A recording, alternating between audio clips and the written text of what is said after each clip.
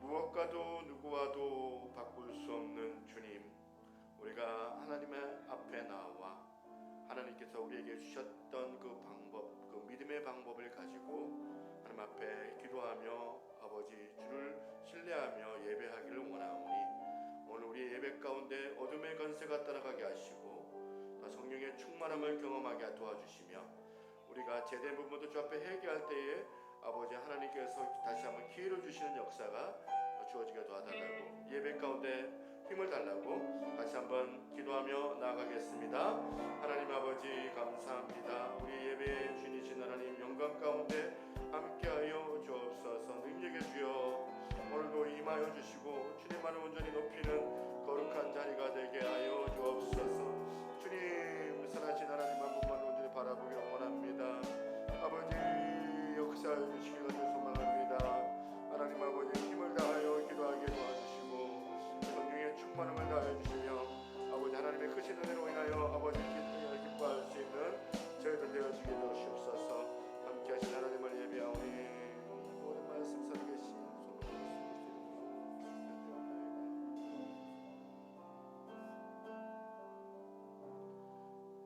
할렐루야. 우리를 주관하시고 구원하시는 우리 전능하신 하나님 앞에 영광의 박수 하도록 하겠습니다. 아멘.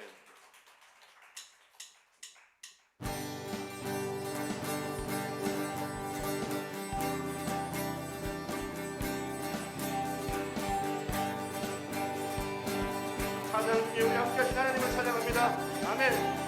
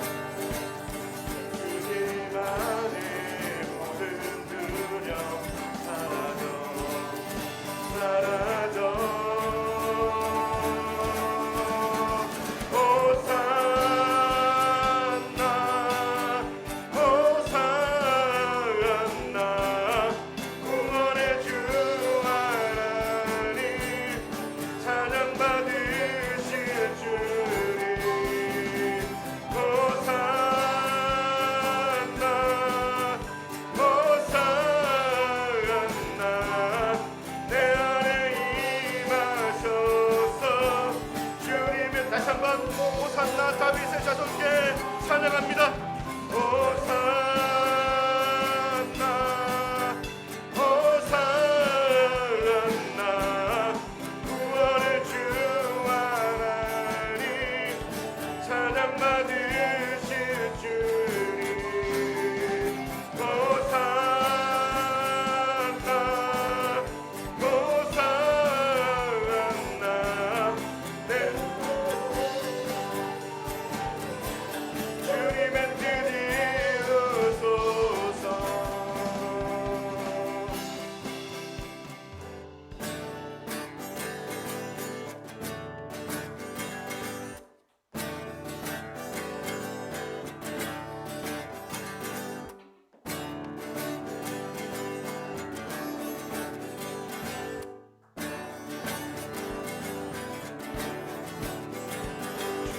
악모하는 자 올라가 올라가 목소리 같이 주 악모하는 자 올라가 올라가 목소리 같이 모든 싸움 이기고 근심 걱정 벗으는 올라가 올라가 목소리 같이 주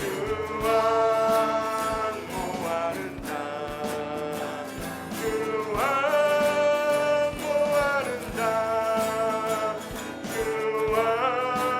안모하는 자 그가 거하리라. 혼자 올라가 올라가 목소리가 주를 바라보는 자 주를 바라보는 자 올라가 올라가 목소리 같이 은혜 안에 뛰놀며 주의 영광 보리라. 올라가 올라가 올라가 목소리 같이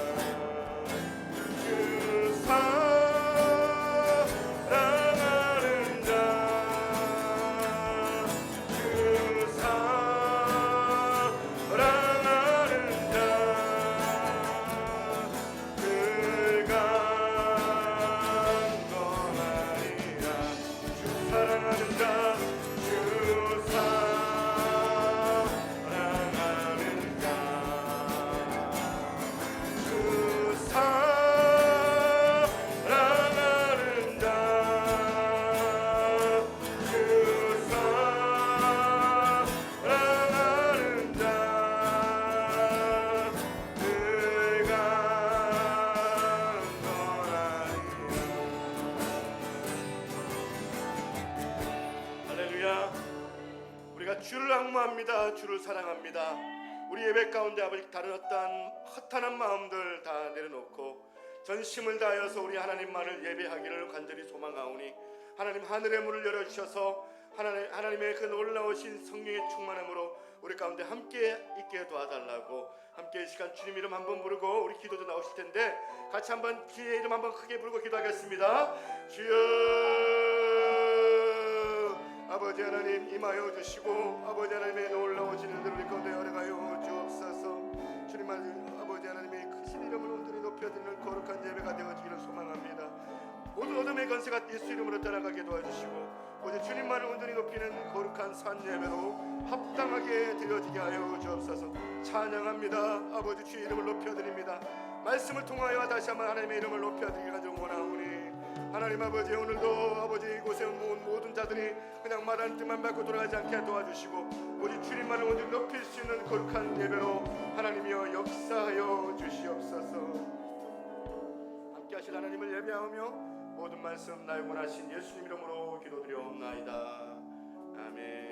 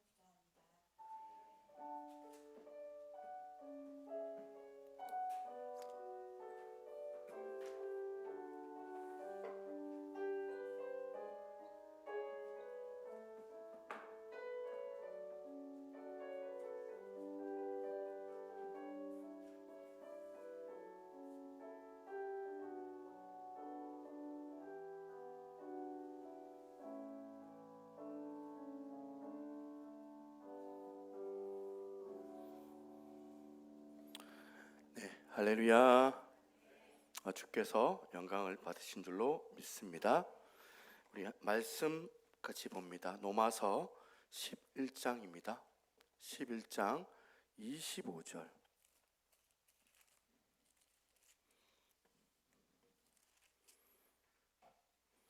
25절부터 32절까지인데 두 절씩 그렇게 교독을 해보죠. 두 절씩입니다. 제가 25, 26 읽습니다. 형제들아 너희가 스스로 치에 있다 하면서 이 신비를 너희가 모르기를 내가 원하지 아니하노니 이 신비는 이방인의 충만한 수가 들어오기까지 이스라엘의 털어는 우둔하게 된 것이라. 그리하여 온 이스라엘이 구원을 받으리라 기록된 바 구원자가 시온에서 오사 야곱에게서 경건하지 않는 것을 돌이키시겠고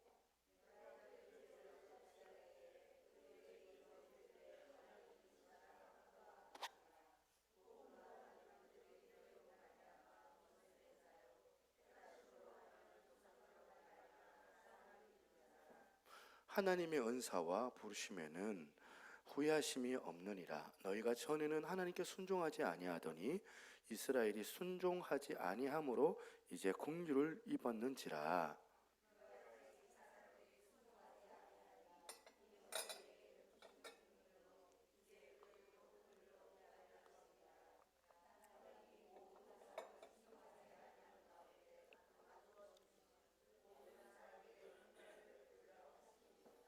아멘. 할렐루야. 옆에 있는 분 우리 한번 인사할까요? 우리 눈인사도 하면서 만나서 반갑습니다. 잘 오셨습니다. 사랑합니다. 예, 고맙습니다. 제임스 패커 목사님, 이제 아시는 분들도 많이 아시는데 제임스 패커 목사님께서 썼던 책 가운데 하나님을 아는 지식이라는 책이 있어요.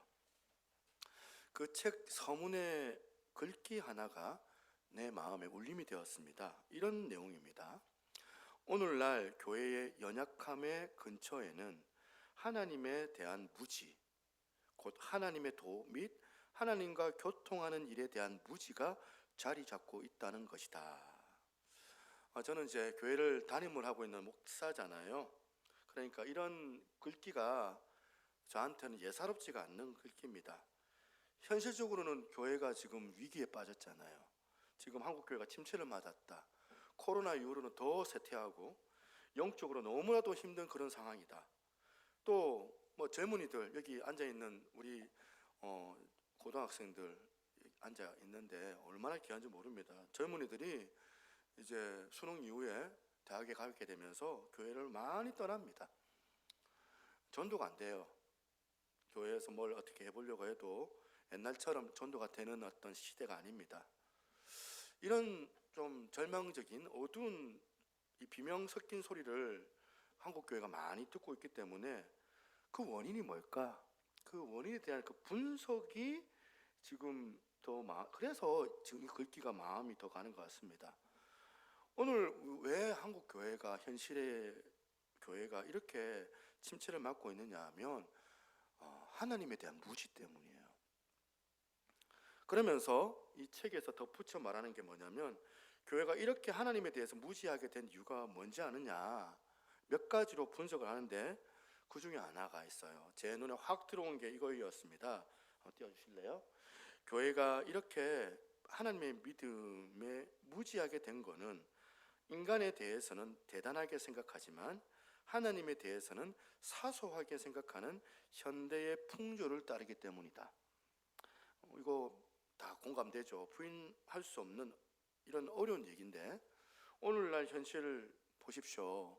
이 세상을 보면 신문을 딱 봐도 인터넷을 켜봐도 우리 인간에 대한 관심은 얼마나 많습니까? 건강, 연애, 사건, 사고, 뉴스. 요즘에는 또 한술 더 떠가지고 우리 강아지, 우리 고양이 이런 것에만 관심이 엄청 많아졌습니다. 유튜브를 보면 뭐 고양이 이런 그 유튜브 올리면 대박을 터집니다. 대박이 납니다. 막 한겨울에 막 강아지가 버려졌다 길거리에 쓰레기통에 막 그 강아지가 봉투에 들어가가지고 뭐 쓰레기통에 이렇게 그렇게 해서 버려졌다. 뭐 이러면 뭐 이제 뉴스 가운데 엄청난 조회수를 그렇게 가지게 되거든요. 이렇게 사람에 대해서 관심이 많고 또 우리가 키우는 짐승에 대한 사물에 대한 관심은 너무너무 지금 증폭이 되고 있는 현실이지만 하나님에 대해서는 너무하다 싶을 정도로 관심을 가지지 않는 시대가 우리 시대의 풍조가 된 것 같아요. 뭐 안 믿는 사람들이야 뭐 그렇게 사는 거 뭐 그렇다 할지라도 저나 여러분들 교회를 나오고 또 예수를 믿는데 우리 예수 믿는 우리가 오늘 교회가 이런 세상의 풍조를 따라가고 있기 때문에 생각하는 거예요. 교회 안에 이런 무지, 하나님에 대한 무지. 하나님에 대한 그 무관심, 이게 오늘날 교회를 무기력하게 만드는 원인이라는 분석이 계속해서 제 마음속에서 부담이 되는 거예요. 오늘 교회는 여기에 관심이 많잖아요. 성도들이 얼마나 모였냐, 하나님에 대해서 얼마나 많이 아는 성도가 모였냐가 아니라 얼마나 숫자가 많이 모였냐. 오늘 교회가 하나님에 대해서 무지하기 때문에, 이것 때문에 지금 교회가 침체기를 맞고 있다면 우리 교회도 마찬가지일 거다 하는 거죠.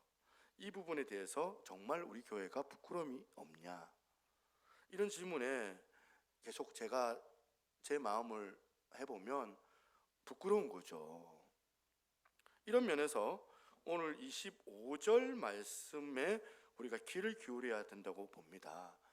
형제들아, 너희가 스스로 지혜 있다 하면서 이 신비를 너희가 모르기를 내가 원하지 아니하노니. 신비가 나와요. 이 부분을 제가 세번역 성경으로 제가 보니까 형제 자매 여러분, 쉽게 풀이한 거예요. 나는 여러분이 이 신비한 비밀을 알기를 원합니다. 알기를 바랍니다. 그것은 여러분이 스스로 현명하다고 생각하는 일이 없게 하려는 것입니다. 18절에도 바울이 이 이방인 그리스도, 이 로마 이 그리스도인들한테 뭐라고 하냐면 자랑하지 마라, 스스로.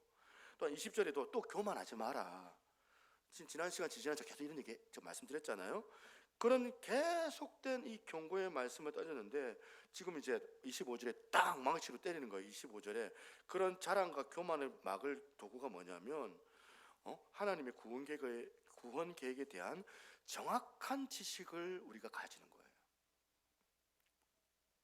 이게 교만을 막는 비결이 있더라는 거예요.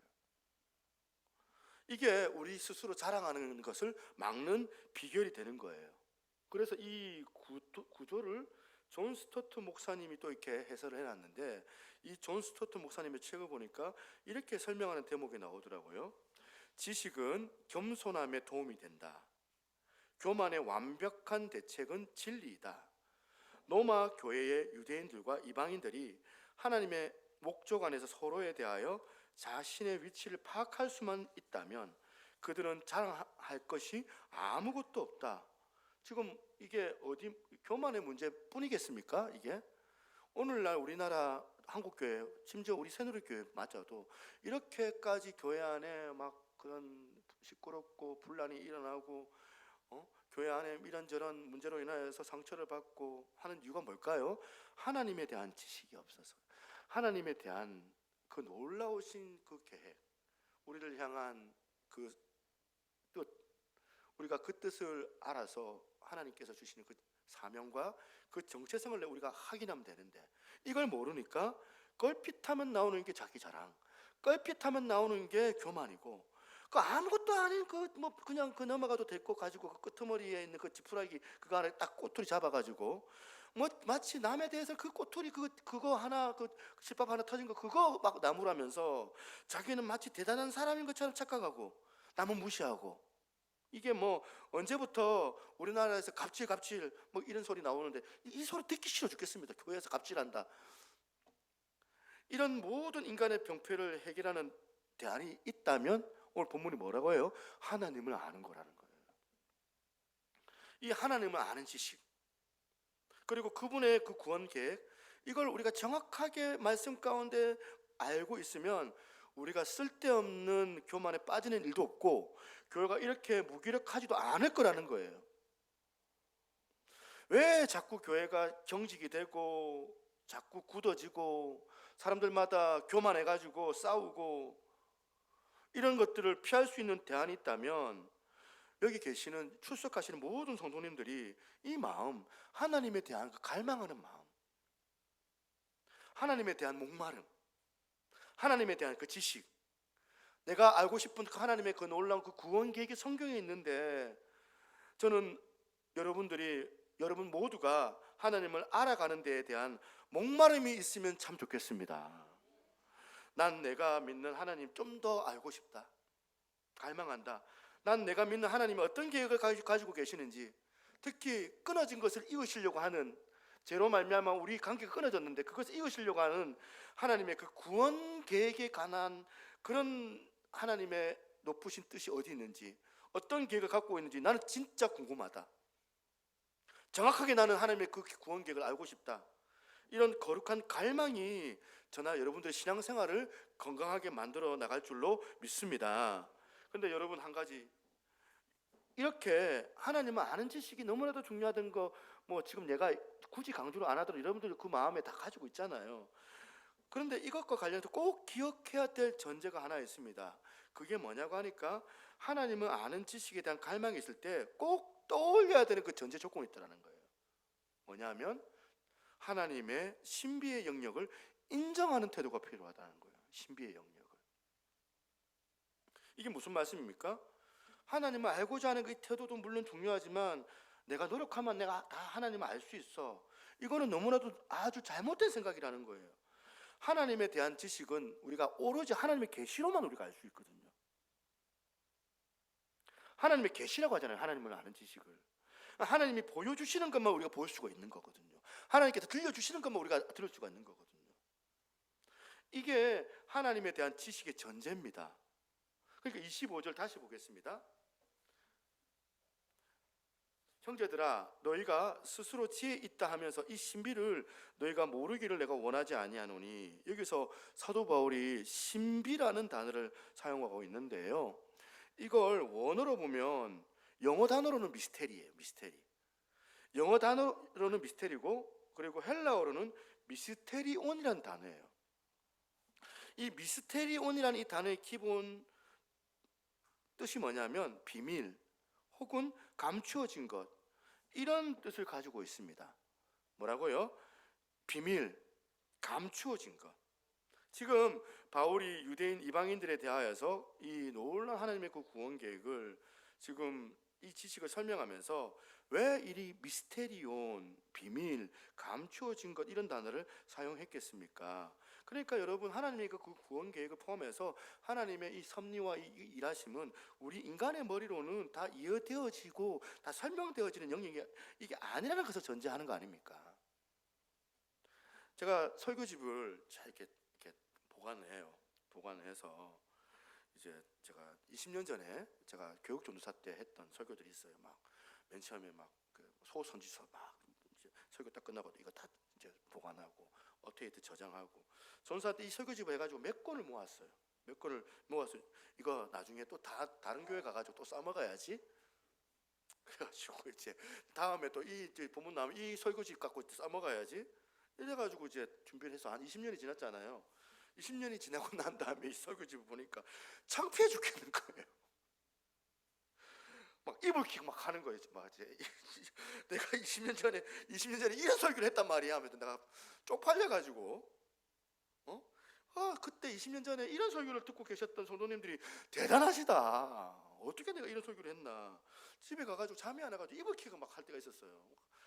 부끄럽더라고. 제가 이단들이요 많잖아요. 막 저 그 농협 같은 데 가면 막 이단 정말 이쁘장하게 생겨, 아주 막 고급스럽게 생긴 옷을 딱 입고 이제 여자분 두 분이서 막 성경 공부하자고 탁 이제 신천지에서 나와가지고 이제 사람들 막 그렇게 전도를 하는데, 나는 전도가 아니라 선동한다고 생각하거든요. 이단이 왜 이렇게 발악을 하고 있습니까? 이단의 특징이 뭐냐면 이 사람들 모르는 게 없어요. 하나님에 대해서. 왜 사람들이 이단에 자꾸 빠질까요? 사람들이 이단에 빠지는 이유, 교회에서는 자꾸 모른다고 하니까. 교회에서는 목사님 안 알려주시고, 담임 목사님 사람이 막 공개적으로 나 진짜 하나님 잘 몰라요 막 이렇게 얘기하고. 그러니까 저도 오늘 설교를 지금 이렇게 설교하고 있는데 하나님 잘 모른다고 설교하고 있는데, 그러면 이단들이 당장 그런 교회 가지 말라고, 그런 교회 가지 말고 자기들한테 오라는 거예요. 우리 다 안다, 우리가 다 가르쳐 주겠다.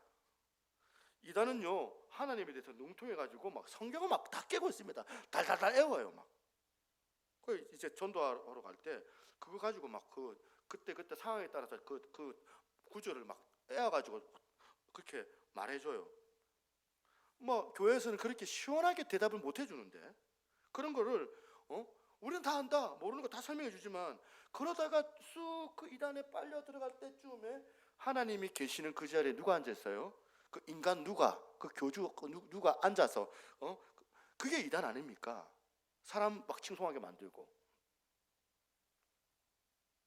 하나님에 대해서 우리가 가져야 되는 게 뭐냐면 겸손이다.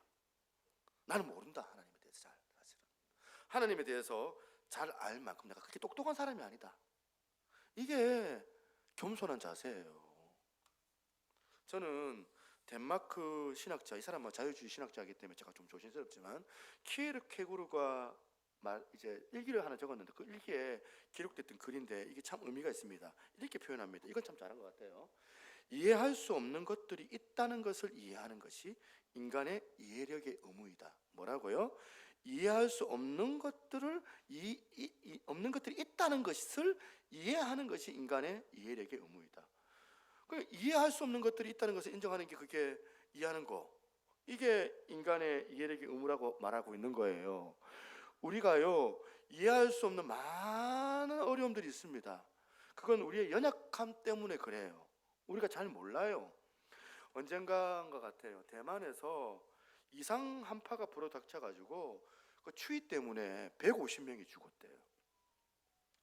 150명이 죽었다면 엄청난 사건 아닙니까?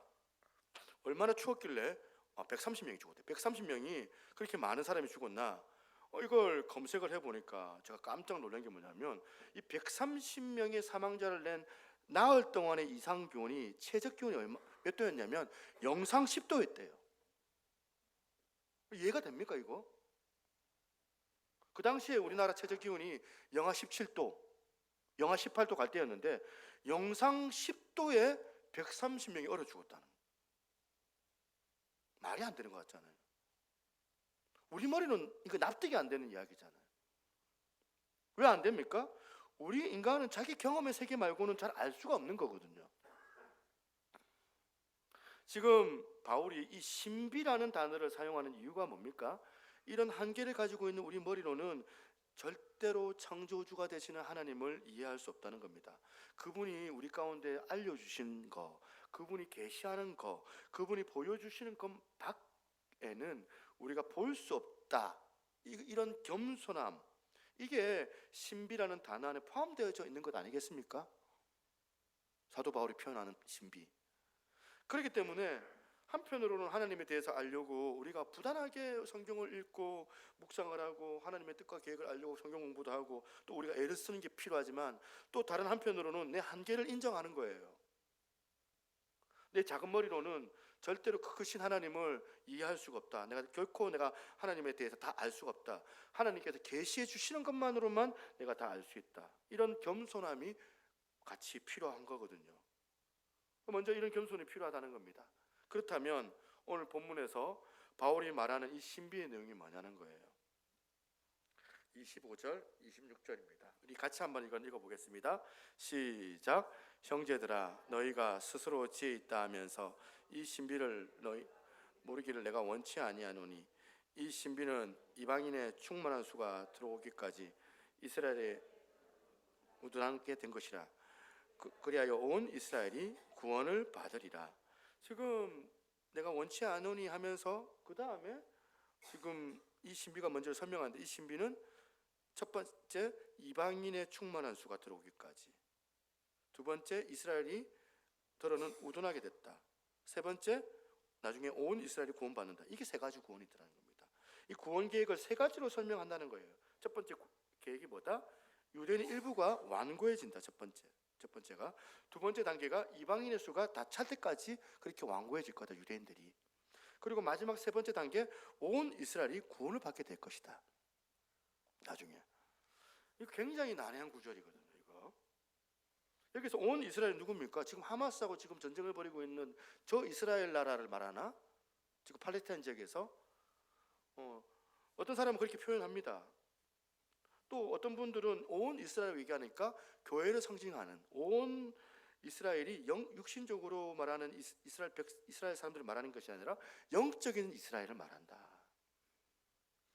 뭐 이런 설을 위시해 가지고 여러 설들이 있어요. 학자들마다 있는데, 그런데 대부분의 학자들은 여기 나오는 온 이스라엘이 누구냐면 이건 글자 그대로 지금 팔레스타인 지역에 있는 많은 지금 예수 안 믿는 유대 민족들, 이스라엘 민족들과 더불어서 모든 세대에 구원받아야 되는 교회, 이스라엘 민족을 다 포함해 가지고 온 이스라엘로 얘기한다.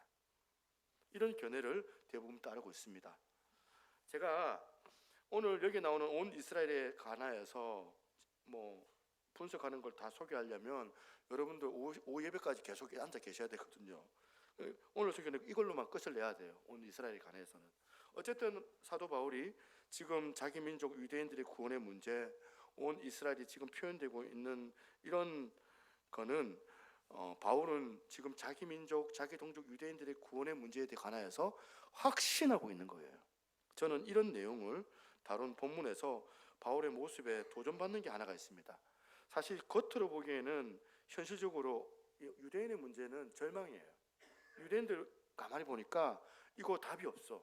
구원의 문제 이거 안 되겠다 싶어요. 이거 딱 벽같이 막혀가지고 도저히 안 될 것 같아요. 오죽했으면 로마서 9장 1절에 바울이 자기 동족 유대인들이 회개하지 않는 현실에 대하여서 내가 마음에 큰 고통이 있다 그렇게까지 표현을 했겠습니까? 실제로도 자기 동족 유대인들은 이 바울의 이 복음, 바울이 전하는 이 복음을 받아들이기는커녕 엄청나게 바울을 핍박했어요. 그런 상황인데 눈으로 보면은, 현실로 보면은 자기 동족이 구원받는 이런 일은 불가능하다. 현실로는 이건 절망적이다. 도저히 안 된다. 가만히 보면 그럴 수밖에 없는 상황 같아 보여요. 그런데 바울은 그런 상황에서도 이걸 놓치질 않는 거예요. 끝까지 절망을 품지 않고 낙심된 마음을 품지 않고 희망을 가지고, 일말의 희망의 일이라고 할 수도 있지만 확고한 믿음을 가지고 희망을 가지고 온 이스라엘이 구원받을 때가 반드시 온다. 내 동족 유대인들이 지금 넘어져 있는 것은 잠깐 일시적이지만 이건 영원한 것이 아니다. 언젠가는 내 동족 유대인들이 예수 믿을 때가 온다. 그런 확신을 지금 가지고 지금 붙잡고 있는 거거든요. 이게 어떻게 가능하냐? 이게 어떻게 가능합니까, 여러분? 바울은 지금 자기가 보고 느끼고 경험하고 있는 거기에다가 자기를 지금 이제 두지 않고 거기에 영향을 받지 않고 어디에 영향을 받으려고 해요? 하나님께서 주시는 하나님의 말씀, 이 말씀의 기준을 두고 붙잡고 있는 거거든요. 현실은 절망인데 말씀은 희망이 있다. 그러니까 그 말씀 붙잡고 지금 가고 있는 거예요. 여러분, 민수기의 그 가데스 바네아 사건 아시죠? 이스라엘 백성이 이제 시내산에서 이제 50일쯤 가가지고 가데스 바네아에 도착해서 그 다음 넘어가면 가나안 땅이에요. 그래서 가데스 바네아에서 스파이 12명을 보내죠. 각 12지파에 12대표들을 보냈는데 그 12명이 이제 50일 동안 거기서 40일 동안 정탐하고 돌아와가지고 이제 보고를 하는 거예요. 이스라엘 백성들 앞에서. 근데 10명과 2명으로 딱 갈라집니다. 10명의 보도와 2명의 보도로 딱 갈라지는데 이 두 파가 완전히 다른 보도를 하는 거예요. 10명의 정탐꾼들은 그 땅을 막 악평을 해요. 민수기 13장 33절 한번 보시겠습니다. 거기서 네피림의 후손이, 네피림의 뜻 자체가 거인이라는 뜻인데 키가 큰 사람들, 네피림의 후손이 아낙 자손의 거인들을 보았나니 우리는 스스로 보기에도 메뚜기 같으니 그들이 보기에도 그와 같았을 것이라. 메뚜기라는 표현을 써요. 저 사람들에 비하면 나는 초라하다, 나는 아무것도 아니다, 나는 메뚜기다. 근데 나도 메뚜기라 생각하지만 저들도 우리를 무시할 거다, 메뚜기처럼. 이 표현 아닙니까? 10명이 너무 초라하다는 거예요. 우리는 이길 수 없다는 거예요. 그들은 키도 크고 너무 네덜란드인들처럼 키도 크고 장대한 거인이고 무기도 대단하고 그들 철제 무기 갖고 있으니까 우리는 막 그냥 지팡이 들고 돌멩이 들고 이제 싸우러 나가는데 우리는 그 앞에 서면 진짜 아무것도 아니다, 메뚜기 같습니다. 이런 보도를 받았던 이스라엘 백성들이 어떻게 해요? 반응이 밤새도록 하나님을 원망하고 밤새도록 이제 지도자 모세를 원망하고 절망이다, 좌절하겠다, 우리 다시 이집트로 돌아가자, 그러면서 마음이 다 무너져 버렸는데 그런 현실을 봤던 10명 말고 나머지 두 사람의 정탐꾼의 이름이 여호수아와 갈렙입니다. 민수기 14장 28절 같이 한번 읽어보겠습니다. 시작. 여호와께서 우리를 기뻐하시면 우리를 땅으로 인도하여 들이시고 땅을 우리에게 주시리라. 이는 가연 젖과 꿀이 흐르는 땅이니라. 어떻게 똑같은 것을 보고 왔는데 어떤 사람은 우리는 메뚜기입니다 얘기를 하고, 근데 이 사람들은 하나님께서 기뻐하시면 저들은 우리의 밥입니다, 저들은 우리의 먹입니다. 왜 이런 평가를 내릴 수 있느냐? 왜 그러냐? 10명의 정탐꾼의 이 보도가 잘못된 보도가 아니에요. 정확하게 본 거예요. 자기 눈으로 볼 때 옳게 봤습니다. 그들이 맞아요. 힘으로 못 이겨요. 도저히 가나안 땅에 있는 저 민족들. 그런데 이 여호수아와 갈렙이 똑같은 상황이지만 하나님의 그 약속의 시선으로, 하나님의 그 말씀을 의지해서 하나님이 이 땅을 우리에게 주시겠다고 약속하신 약속의 말씀을 기준으로 그 가나안 땅을 보니까 그것들은 우리의 밥이다, 아무것도 아니다. 오늘 본문에서 바울이 가졌던 이 시각도 마찬가지. 민수기에 나오는 이 여호수아와 갈렙이 가졌던 시각과 같은 내용 아닙니까? 바울이 지금 자기 동족 유대인들이 이제 행하는 행태를 보면 너무나도 절망스러워요. 부정적인 부분밖에 안 보이고, 자기 기독교에 대해서 박해를 하고 부정적인 행동을 하고 교회를 안 믿는 거기에 영향을 받았다면 아마 바울이 저들은 교주의 자식들, 끝났다, 하나님 버렸다, 저들에게 구원이 없다, 그렇게 했을 거예요. 그런데 바울이 자기 어떤 감각을 유지하고 어떤 경험을 그렇게 통해 가지고 그 사물을 판단하는 것이 아니라 뭘 기준으로 삼고 있습니까? 하나님의 말씀이라는 거예요. 그래서 여러분 본문 로마서 11장 26절 27절을 한번 보겠습니다. 그리하여 온 이스라엘이 구원을 받으리라 이렇게 선언하고는 바로 그 다음에 기록된 바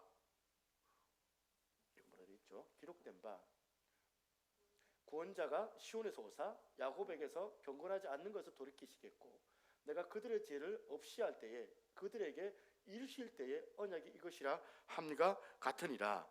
오늘 저나 여러분들의 문제가 뭡니까? 목사인 저조차도 하나님의 말씀을 대언하고 있는데도 그리하여서 하나님의 말씀 온 이스라엘이 구원받으리라. 그런데 내가 생각하건대 내 감각으로는, 내 경험으로는 내가 해보니까 안 되더라. 믿는 사람들 대화할 때 이 지금 여러분 바울처럼 이렇게 하나님의 약속의 말씀 그걸 근거로 해가지고 대하는 경우가 좀 드물잖아요. 여러분 셀 모임 할 때 말씀 가지고 믿음으로 선포하는 게 아니고 해보니까 안 되더라, 해보니까 어렵더라, 저 집사님 뭐 이렇게 교회에서 막 일하는데 너무 어렵더라 하면서 막 악담하고 악평하고 막 교회 안에서 그렇게 급급하지, 믿음을 가지고 잘 될 거다 긍정을 얘기하고 하나님의 말씀을 근거해 가지고 그럼에도 불구하고 하나님 일하십니다 선포하고 나가는 게 아니고, 자꾸 우리 셀 모임을 하는 걸 보면 맨날 뭐 명품병 얘기하고 뭐 자기 자랑하다가 막 그냥 시간 다 보내고 내가 우리 집은 몇 평이다 그런 거 얘기 자랑하다가 이게 다 끝내버리고 내가 뭐 왕년에 이렇게 했다 그렇게 막 자랑하다가 이게 다 끝내버리고 그러다가 그냥 시간 다 보내는 거예요. 왜 그렇습니까? 우리 안에 인용할 말씀이 없어요. 뭘 인용을 해야 되는데 말씀이 없거든. 그러니까 할 말이 없으니까 좀 모여가지고 셀리들도 셀원들도 다 포함돼가지고 자기네들끼리 막 그냥 우적작 해가지고 막 으쌰으쌰하면서 막 말씀이 없으니까 무슨 말씀을 인용하겠습니까? 말씀이 없는데. 오늘 교회가 이렇게 침체가 되고 교회가 이렇게 초라하게 된 근원적인 이유가 사람들이, 성도들이 하나님의 말씀을 몰라서 그런다는 거잖아요. 여러분 어떤 분들 제가 대화를 해보니까 제가 하나님 말씀 잘 몰라요. 진짜 겸손하세요. 그런 분들 겸손하게 얘기하는 거예요. 우리가 진짜 하나님의 말씀 잘 모르잖아요. 우리가 하나님에 대해서 무지해서 그렇잖아요. 저도 그래요. 저도 하나님 잘 몰라요. 그냥 여러분들보다 막 있는 척 하지만은 하나님의 그 신비를 제가 어떻게 다 알겠습니까? 이 바울의 모습을 제가 가만히 보면 부끄러운 거예요. 오늘 여러분 우리가 이렇게 기록된 바, 이 기록된 바라는 단어 자체가 이제 성경을 말하는 거잖아요. 성경을 의지하는 거거든요. 기록된 바 하나님의 말씀이 우리 삶에 좀 영향을 미치는 그런 어떤 은혜가 있으면 얼마나 좋을까. 말씀에 의거해서 온 세상 사람들이 다 그렇잖아요. 지 눈에 보이는 것만 얘기하잖아요. 지 눈에 보이는 것만 판단하고, 그러면서 이 나라 큰일 났다, 경제도 안 되고 정치도 안 되고 남북 관계도 안 되고, 온통 뉴스를 보면 비관적, 절망이에요. 비관으로 쩔어 있을 때에 우리는 어떻게 해야 돼요? 하나님의 말씀을 아는 자들로서 기록된 바 이 시대를 하나님께서 어떻게 하실지, 이 민족을 향하여서 하나님께서 하시고자 하는 일들이 분명히 있다. 분명히 교회를 통하여서 우리나라, 우리 민족을 하나님께서 구원의 도구로 행하여 주실 거다. 이 말씀을 붙잡고 나아가면 좋겠는데 이게 왜 안 일어납니까?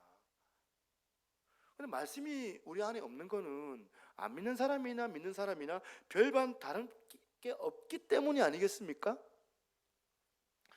오늘 우리 성도님들이 여호수아와 갈렙처럼 좀 민족이 막 흔들리고 그냥 선동하는 그 말에 막 시대가 절망하고 어려움에 빠질 때에 여호수아와 갈렙처럼 하나님의 말씀을 들고 와서 그들을 안도시키고, 또 바울처럼 현실을 자기 감각에 의거해서 자기 경험에 의지해서 판단하지 않고 기록된 바 하나님의 말씀을 근거해서, 그래서 하나님께서 주시는 그 희망이 있잖아요. 낙관적인 희망이 있잖아요. 그 희망을 선포하고 나갈 수 있는 그런 교회, 그런 우리 성도님들 되시기를 주님의 이름으로 축원합니다. 아멘. 우리 함께 찬양했으면 좋겠습니다.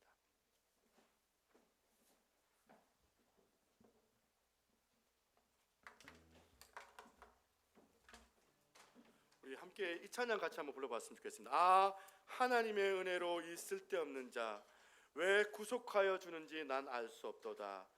내가 믿고 또 의지함은 내 형편 잘하는 주님, 늘 돌봐 주실 것을 나는 확실히 아네. 여기 보면 난 알 수 없도다 이 단어 있죠. 우리는 하나님의 신비를 잘 몰라요. 그럼에도 불구하고 하나님께서 이 분명히 성경에 약속하신 거 내가 확신하노니 내가 그 확실히 아는 믿음을 가지고 내가 나아가길 소망합니다. 그런 마음 가지고 함께 찬양했으면 좋겠습니다. 하나님의 은혜로 이 쓸데없는 자 왜 구속하여 주는지 난 알 수 없도다. 내가 믿고 또 의지함은 내 모든 형편 잘하는 주님, 늘 돌보아 주실 것을 나는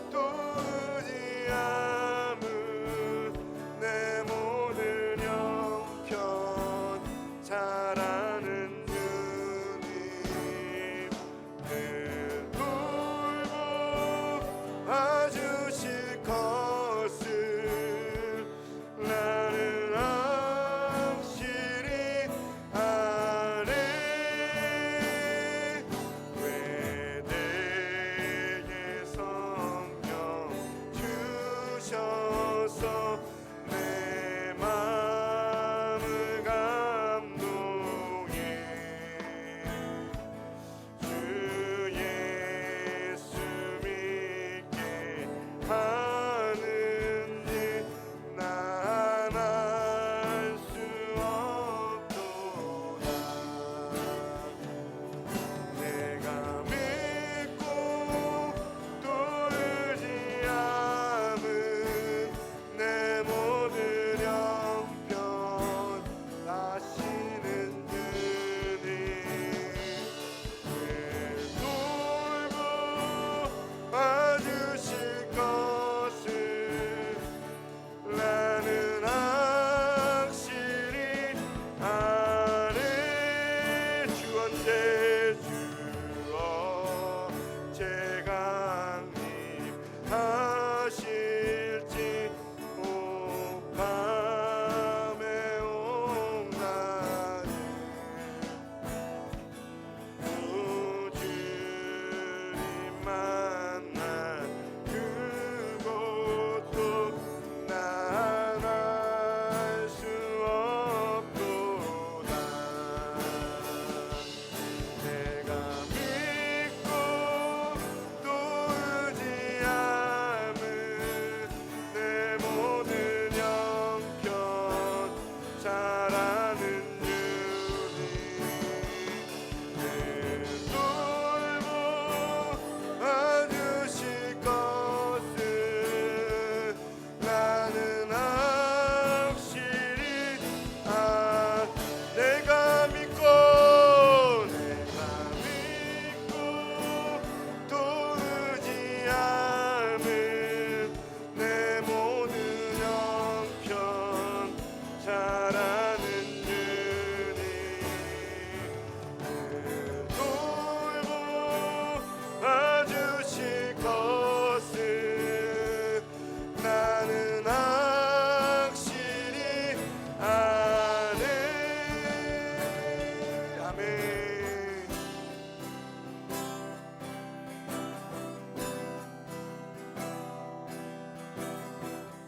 아버지 당신의 마음이 있는 곳에 나의 마음이 있기를 원해요.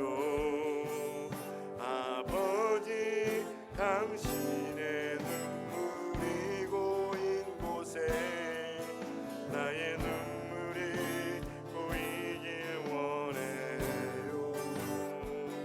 아버지 당신이 바라보는 영혼에게 나의 두 눈이 향하길 원해요. 아버지 당신이 울고 있는 어두운 땅에 나의 두 발이 향하길 원해요. 나의 마음이 아버지의 마음 알아. 내 모든 뜻 아버지의 뜻이 될 수 있기를 나의 온몸이 아버지의 마음 알아. 내 모든 삶 당신의 삶 되기를. 아버지 당신의 마음이 있는 곳에 나의 마음이 있기를 원해요.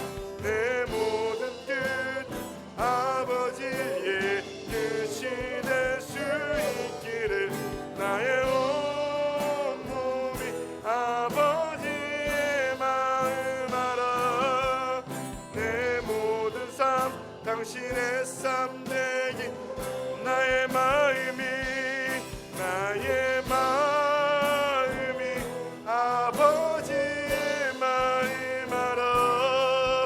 내 모든 뜻 아버지의 뜻이 될 수 있기를.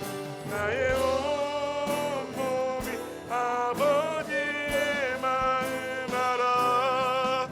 내 모든 삶 당신의 삶 되기를. 내 모든 삶 당신의 삶 되기를. 다시 한번 내 모든 삶, 내 모든 삶 당신의 삶 되기를.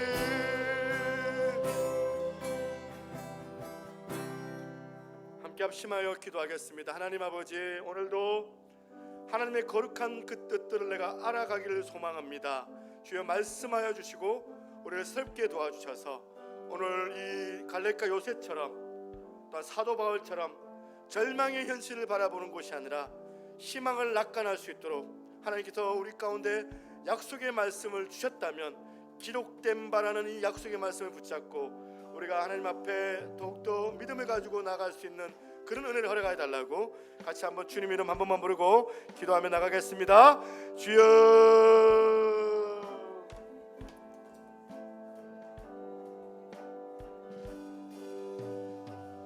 하나님 아버지 감사합니다. 오늘도 주 앞에 나와 전심을 다하여 기도하오니 하나님 임하여 주시고 오늘 우리의 삶이 아버지 하나님 앞에 크신 믿음을 가지고 나아갈 수 있는 거룩한 자유를 되게 도와주시옵소서.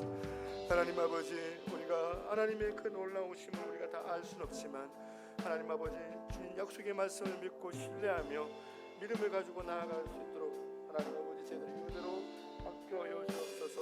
아버지 하나님 겸손한 마음을 주시고 하나님 아버지 은혜를 허락하여 주실 줄로 믿습니다. 주여 도와주시옵소서.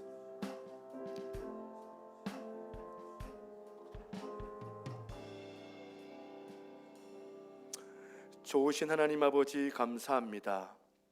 우리 가운데 영원 전부터 저희들을 택하여 주시고 구원의 그 반열로 저희들을 인도하여 주셔서 또한 교회라는 하나님의 그 거룩한 그 은혜의 자리 가운데 나와 예배하며 하나님의 뜻을 알아갈 수 있는 그런 특별한 은혜를 저희들에게 주신 하나님 참으로 감사를 드립니다.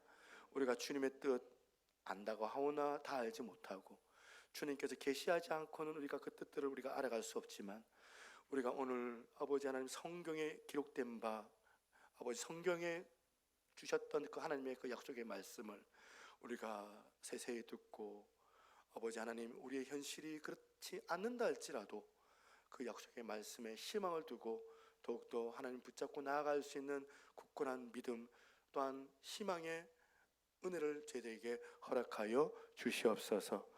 주 앞에 귀한 예물 드립니다. 주께서 흠령하여 주시고 이 예물이 사용되어지는 곳마다 하나님의 영광이 나타나게 하여 주시옵소서.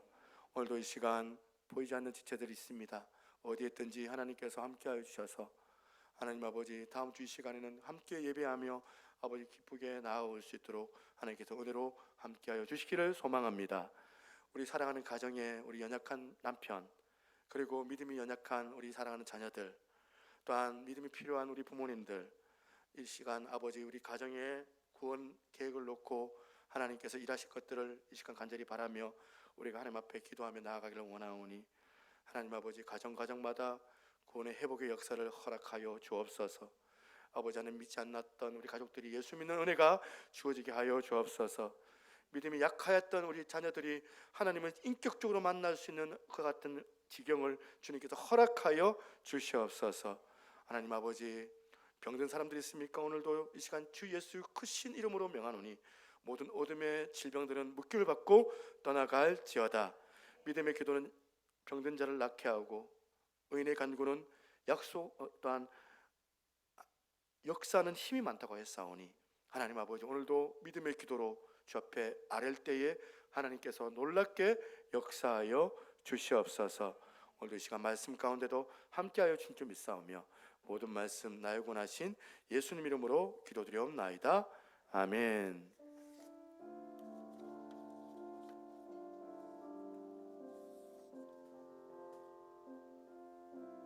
제가 광고를 안 해서 광고하기 하고 제가 축도를 해야 되겠습니다. 제가 한 번씩 이렇게 헷갈려요. 광고가 이제 예배 전에 우리 찬양하고 설교 전에 해야 되는데 못했어요. 그래서 간단한 광고만 하고 제가 축도하겠습니다. 우리 10월 성경 암송 구절로 넘어가고요. 구약일도학교 목요일날 오전 10시부터 10시 반부터 저녁 8시까지 진행됩니다. 이제 11월달 행사들이 쭉 나열되어져 있습니다. 학습 세례 교육, 학습 세례 문답이 진행되고 있고요. 원형셀 모임을 이번 주 토요일 날 오전 11시에 진행하도록 하겠습니다. 남성셀, 여성 1셀은 다음 주일날 마지막 주에 그렇게 진행하도록 할게요. 그리고 이제 남성셀, 여성셀 모임 때 보이지 않았던 지체들 좀 연락하셔서 참여할 수 있도록 좀 전화라도 좀 독려하시고 그렇게 같이 하면 좋겠다 싶습니다. 예, 뭐 10월 셀 모임 이제 10월달 안에 다 가져주시고 보고해 주시면 너무나도 감사하겠습니다. 예, 나머지 광고 이제 주보 참조하겠습니다. 제가 축도하고 마치겠습니다. 지금은 우리 주 예수 그리스도의 은혜와 아버지 하나님의 무한하신 사랑과 성령 하나님의 감화 감동 교통하시는 그 은혜의 역사가 오늘 이렇게 하나님 앞에 겸손함으로 하나님의 그 신비를 갈망하기를 소망하며 또한 요수와 갈렙처럼 사도 바울처럼 주시는 그 말씀 붙잡고 나아가기를 소망하는 우리 새누리교회 모든 성도들 머리 위에 더불어서 한국교회와 한국교회 모든 성도들 교우들 머리 위에 이제로부터 영원토록 항상 함께 있을지어다. 아멘.